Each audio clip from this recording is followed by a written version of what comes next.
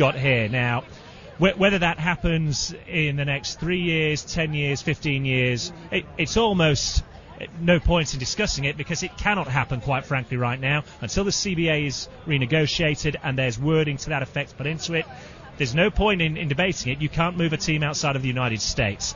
It's my belief that when the CBA is renegotiated in the next 2 years, there will be wording for that. It then becomes, as with all things with the NFL, how quickly they want to move. You know, we talked for nearly 20 years about having a team back in LA, and for 20 years nothing happened, and then almost overnight you suddenly get 2 teams moving over there. So if you're willing to second guess what the NFL wants to do, you're a better man than me, and you probably can make some good money out of it. Yeah, and we were a little surprised because you talk about how there's always that momentum and you're pushing forward.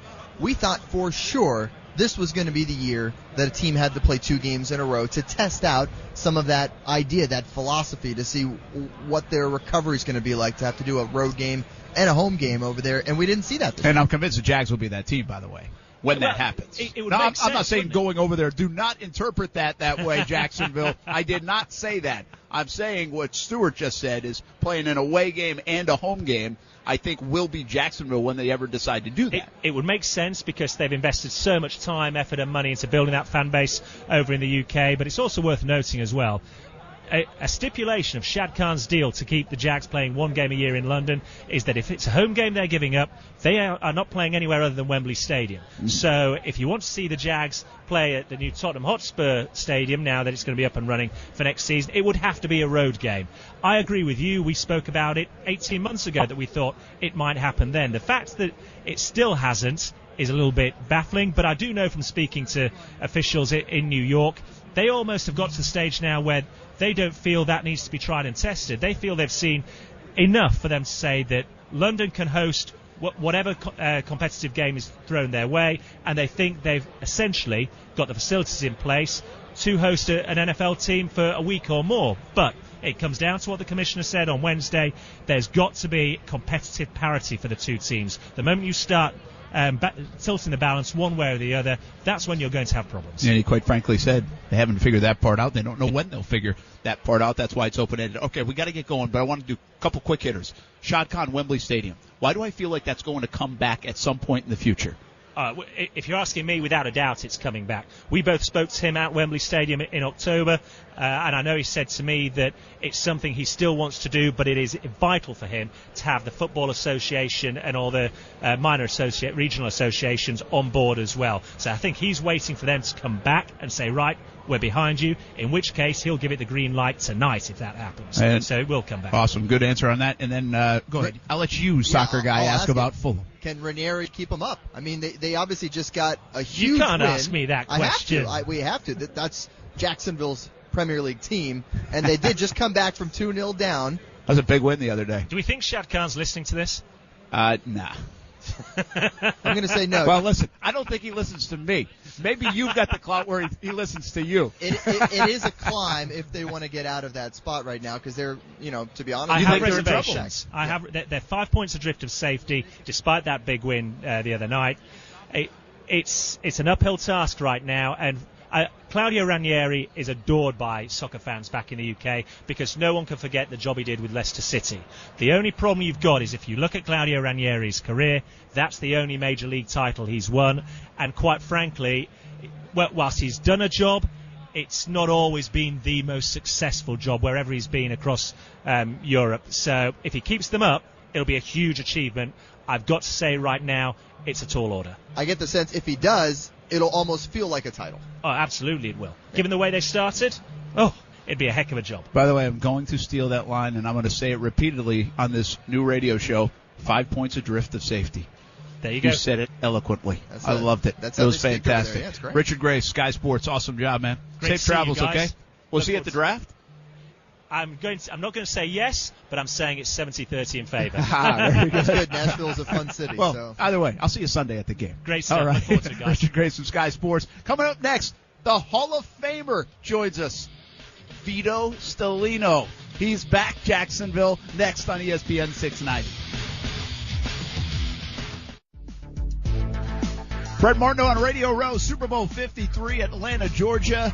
A lot of fun here this week in Atlanta. I think they're doing a fantastic job. Good to have Yannick NGakoue on earlier. Richard Graves from Sky Sports just joined us. We'll have a conversation with Allen Robinson and Mike Golic to come.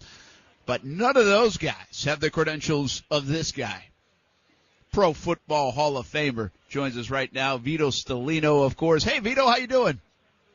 Just fine. How's everything? Good, good. Sorry we missed you yesterday. I know we wanted to tackle you over here on Radio Row, and we couldn't meet up. But you are in Atlanta. Yeah, I just didn't see you. I'm sorry. No, that's fine. You're in Atlanta somewhere out on the streets where business has picked up, and it's getting a little busier on this Super Bowl weekend. But you had a Hall of Fame luncheon today.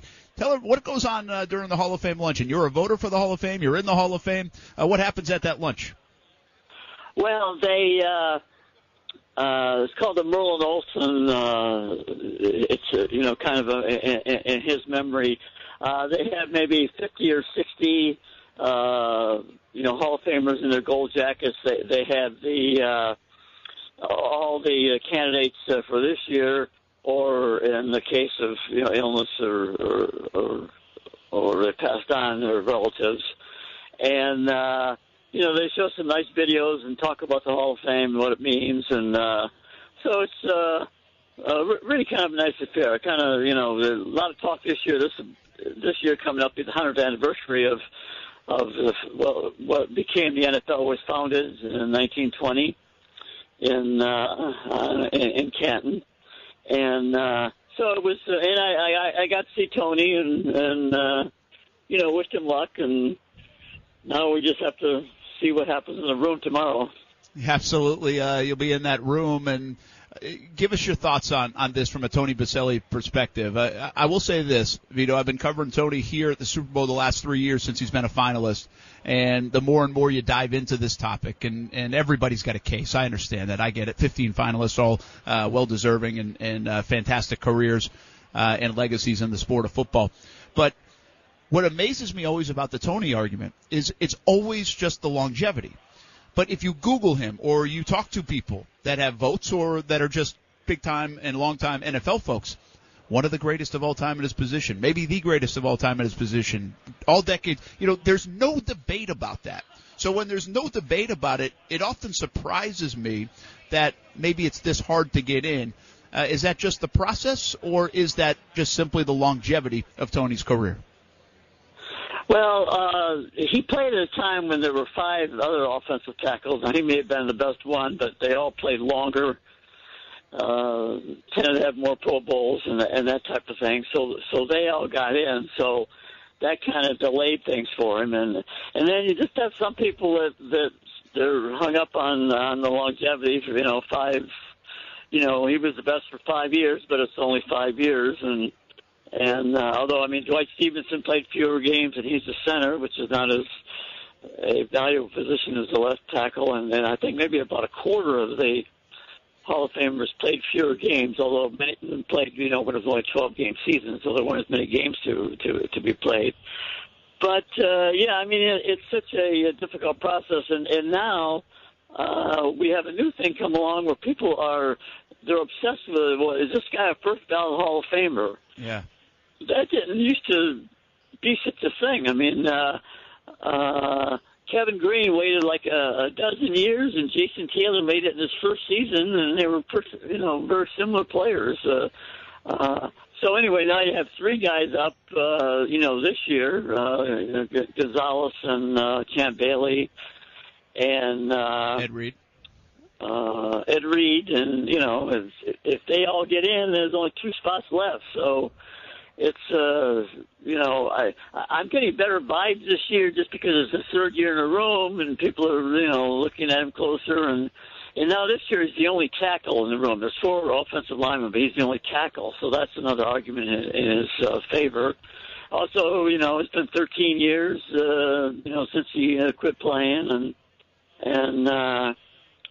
but you just don't know. There's been a huge push for Don Coryell, not Don. Well, he's on the ballot too, but for Tom Flores this year. Mm-hmm. I don't know if that's going to be successful or not, but if it is, that's another slot. So you just never know going into it. It's 48 different opinions. You just never know the dynamic and you know, whether what people are thinking about the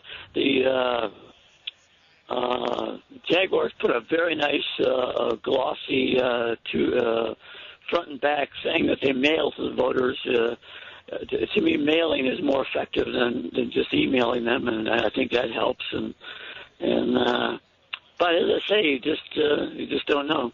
Yeah, Vito, this is a quick segment for us, so I have about 30 more seconds or so. But I wanted to ask you, is the process correct? There's a lot of talk about players should be involved in the votes. I don't necessarily believe that. I think this is a tough Hall of Fame to get into. I don't mind that for getting into the Hall of Fame, but I wanted your thoughts on it. Is the process right with the 48 voters?